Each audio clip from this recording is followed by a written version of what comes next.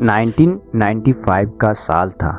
दिल्ली की गर्मियों की एक रात थी जब सब कुछ सामान्य दिख रहा था, लेकिन इसी भीड़ भाड़ भरे शहर में एक रेस्तरां के भीतर एक ऐसा अपराध हो रहा था जिसने पूरे देश को हिलाकर रख दिया।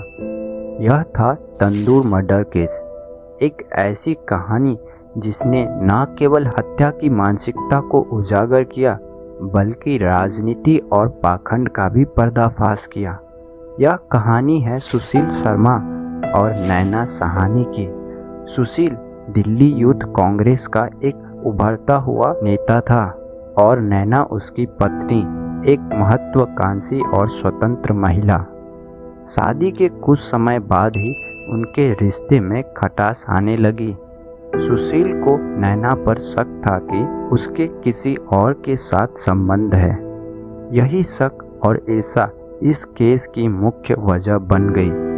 2 जुलाई 1995 की रात को सुशील शर्मा ने गुस्से में आकर नैना पर गोली चलाई, लेकिन कहानी यही खत्म नहीं हुई।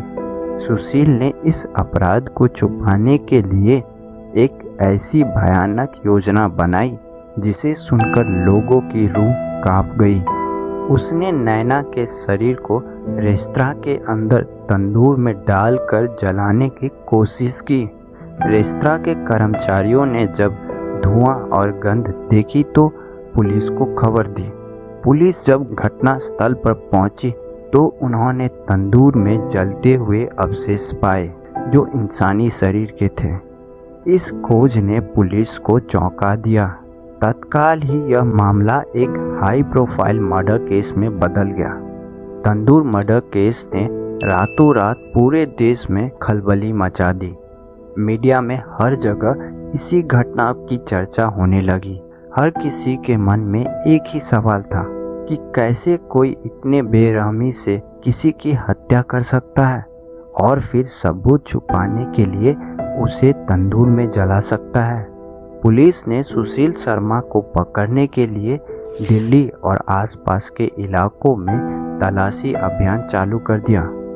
आखिरकार सुशील को बेंगलुरु से गिरफ्तार किया गया। पूछताछ में उसने स्वीकार किया कि उसने यह हत्या अपने शक के कारण की थी। इस बयान ने इस केस को और भी सनसनीखेज बना दिया।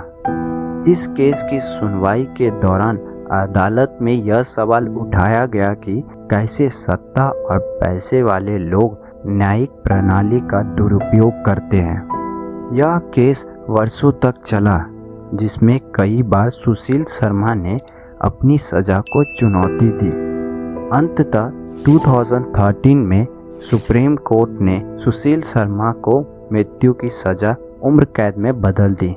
तंदूर मर्डर केस ने भारतीय समाज को सोचने पर मजबूर कर दिया कि कैसे राजनीति, पावर और लालच इंसान को अंधा बना सकते हैं। यह केस उस महिला के लिए एक चेतावनी बनकर उभरा जो एक असुरक्षित रिश्ते में फंसी हो। तंदूर मर्डर केस की ये कहानी केवल एक अपराध की कहानी नहीं है, बल्कि यह हमें यह सोचने और समझने का प्रयास कराती है कि शक और क्रोध की जड़ें कितनी गहरी हो सकती है।